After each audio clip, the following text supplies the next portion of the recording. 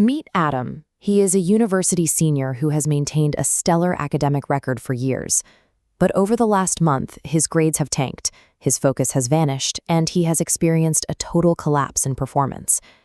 Looking at this clinical scorecard, observers have tracked his decline across 3 distinct phases. It started with simple confusion. Adam realized he didn't know how to write a proper resume or map out his post-graduation career trajectory.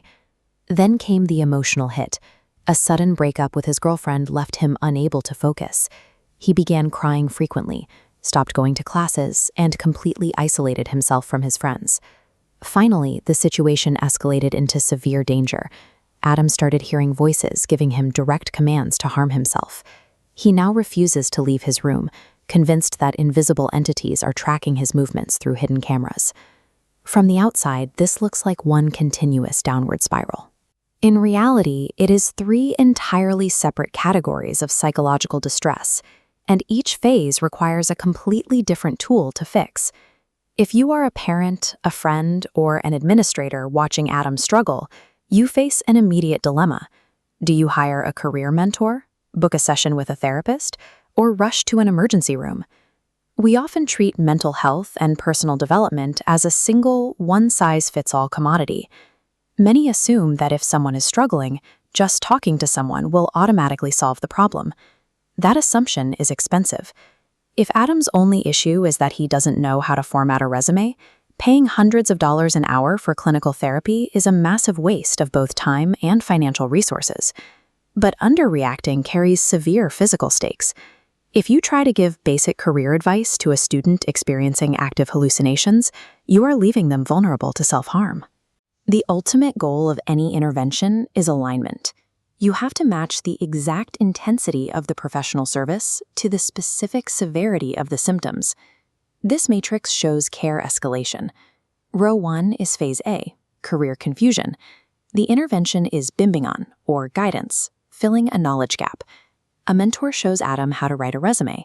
The upside is efficiency, acquiring tactical knowledge to solve logistical problems quickly. However, there is a strict trade-off. Guidance works exclusively for logistics. It is entirely useless if the root cause of the barrier is emotional trauma.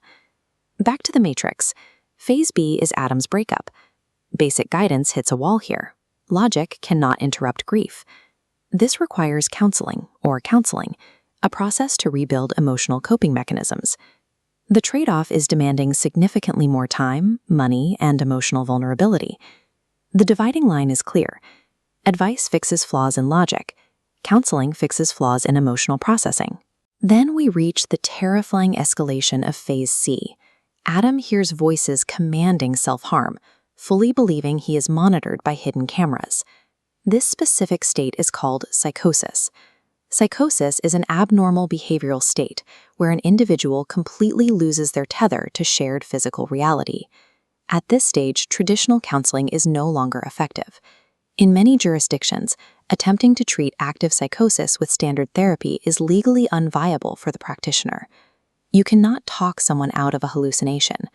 Standard grief counseling techniques rely on a shared understanding of reality, which no longer exists. This demands the highest escalation, Pakar psychiatry. The target is strict medical stabilization to prevent physical harm. Trade-offs are heavy: high costs, long-term observation, and the introduction of pharmaceutical interventions. The rule for Phase C is absolute. Active psychosis requires a rigid medical boundary. Treating a delusion as a mere conversational or emotional issue is clinical negligence. To remove emotion from these high-stakes decisions, we rely on this diagram, the intervention protocol. It evaluates performance decline through a direct system. The first node asks, what is the primary barrier? If the person simply lacks information or a specific skill, do not overcomplicate the issue. Route them directly down this branch to guidance.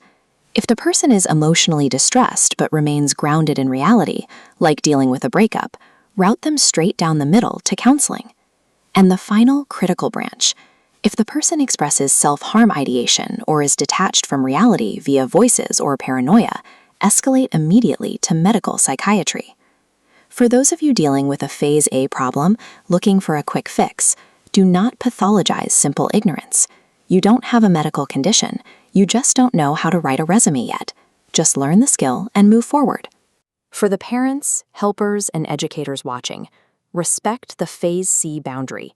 The moment a student reports hearing voices, your role as an advisor ends. They need a specialized medical professional immediately. Mismatched care guarantees failure. Underreacting to psychosis puts lives at risk, and overreacting to career confusion drains your wallet. Both yield disastrous results. The highest return on investment in human development comes from radical honesty about symptom severity.